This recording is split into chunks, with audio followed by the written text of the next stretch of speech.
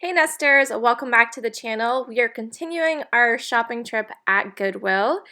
Picking up where we left off, I found these really neat art glass candies. I thought they were so cool and colorful. $3 for the entire bag. I couldn't see them super well because as you can see I was pretty wrapped up, but they looked pretty neat to me. And I thought for $3, definitely something worth picking up. If you missed part 1 to this thrift along with me, I will link it at the end of the video and in the description below, so be sure to check that out. Now I know clear glass isn't everybody's thing, it's not very popular, but what do you guys think of the figurines? I thought it was kind of neat, but once again, they're kind of difficult to look at. If you set it in decor, you kind of have to get close to see what is that exactly, so... And I did find a nice little brass sailboat. Brass does pretty well still, very popular. Only $3 for that. Always have to check out the grab bags. Underneath they have this really neat vintage ashtray. I believe it's of Florence, Italy. I think that's how they spell or say Florence there. It's a panorama view. Very pretty.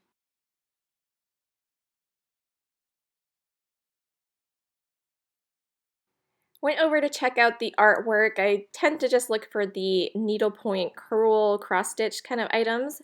I love this seed packet art of the peppers. The frame was pretty beat up, so I decided to leave it behind, but honestly I should have just grabbed it and painted the frame like a nice bright yellow, and it would have been fantastic. So I need to start thinking more about DIYing some things and not expecting it to be as is all the time. So I did end up finding one cross-stitch piece that I loved. It was cross-stitch plus it was state souvenir decor, so of course I was going to love that. It was of Connecticut, and I've actually never really been to Connecticut. I think I drove through there briefly on my way to New York City. I think there was a small little road we had to take to get there into the city, but yeah, it looks like a really beautiful state. I think Gilmore Girls is kind of based off of a little town there as well. So very neat. It shows like their state bird and motto and things accustomed to the state. So I thought it was really, really pretty. The frame was a little beat up, but it was a cross-stitch piece, so that definitely was going home with me. I used to have really great luck finding crewel items and the things I like in this section, but they don't tend to get them in as much now, or I don't know if they're pulling them, putting them online now that they know people like them or what, but I was looking at some hobbyist paintings down here. This piece was really nicely done. I thought they did a great job on that. They look really pretty framed. Okay, so they're asking $6 for the set of these really unique clear glass candlesticks. I love the design to them. Has kind of this chain lock link in the center. Aren't those the neatest things? Initially, I only saw the two and I was getting ready to put them in the cart, and then I spied a third one in the back. So pretty great deal, I think, at $6 for the three. On the top shelf, I spied this really cool wall decor piece. Initially, I thought it might be Amish, but then at a closer look, it just looks like a pre-vehicle horse ride for fancy people. I was so happy with this next find here. This is a vintage E.O. Brody planter. It is in sea mist. It was just marked by Brody on the bottom, but it is an E.O. Brody piece. I know them mostly for their glassware, and they were based out of Cleveland, Ohio. So this was actually my first time I ever saw a pottery piece they had made. Very beautiful. I love the design to this, how it kind of swirls around, has some movement to the piece. And then I went back, and the top shelf had these adorable ceramic boots in green. I'm not sure if they're supposed to be elf boots or leprechaun boots or just like a baby shoe, but I think it would work for any of those things. And the color was definitely my color, so I thought they were a phenomenal find. It's always fun to see something you used to have. I actually had picked these up at an antique mall years ago and had them on my wall for probably a decade. And I happened upon one. This one I had the same exact one. I actually had three of them. This was another one, but it was in a wooden frame. And it's made of this interesting material. I never did discover what that was called, but it's almost like it's like a cloth. So I'm not sure if it was screen printed onto some kind of cloth or what they had done. But those went in my cart because I liked them back then. I sold them and I still like them now. So I thought this was a neat piece. I don't often see the vintage Pepsi. Usually it's all about the Coca-Cola, right? That's usually what you come across. This was only $4. It's not something I would want to try to ship. I don't want to be shipping no mirror, but if I still had my antique booth, I probably would have picked that up. It looks like someone sucked the fun out of the xylophone. They went ahead and spray painted it gold for some reason. Personally, I still like xylophones to this day just because they have all those bright colors on it, and I think they look really fun in decor. So it's kind of disappointing to see it spray painted all gold. I mean, why would someone do that?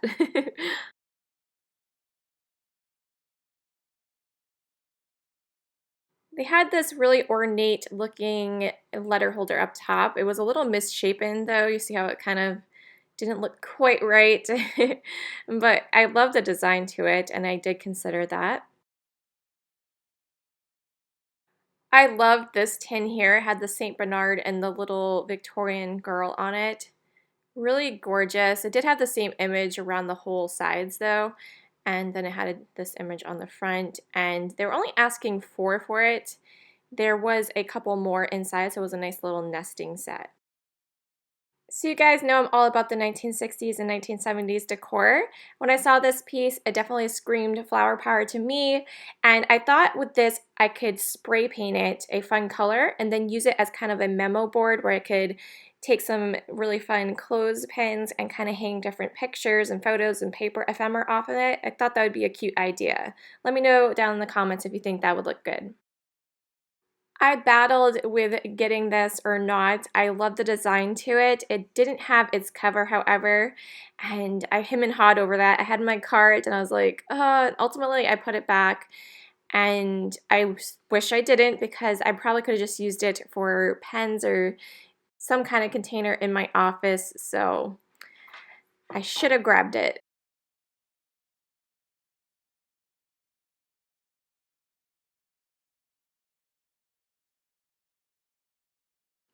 Now we can all watch this sad moment together.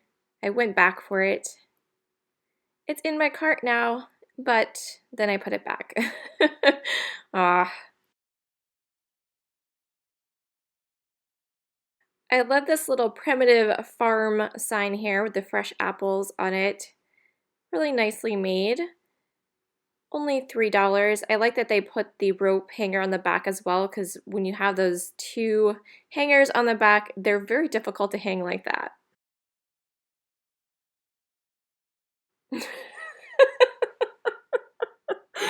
Do you guys see what those letters say? The little stocking holders? I can't even believe. No wonder why they donated them. I totally did not notice that in the store. So I was checking out the metals here.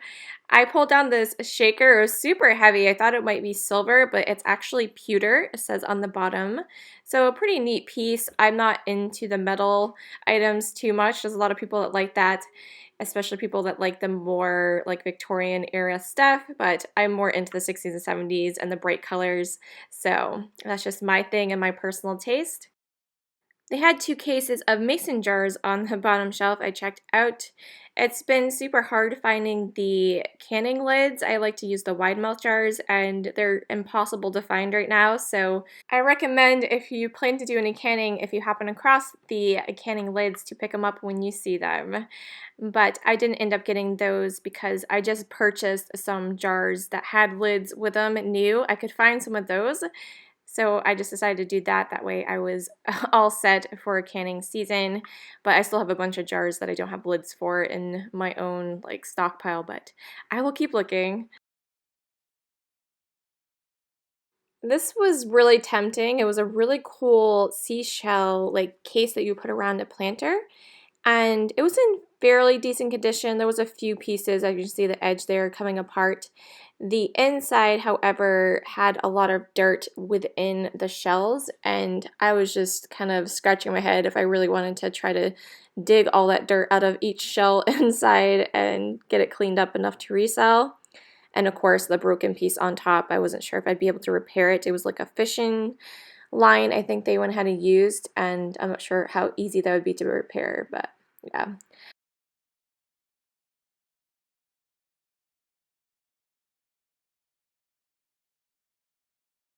And of course, I looked at the books. I was trying to check out these little golden books to see if there was any I might not have. Most of them are pretty common ones. This one here is one I ended up picking up. I had not seen this one before.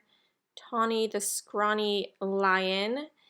And it had a little rabbit on it, and I thought it'd be cute to put out for Easter as well. So I did go before Easter, so it was out.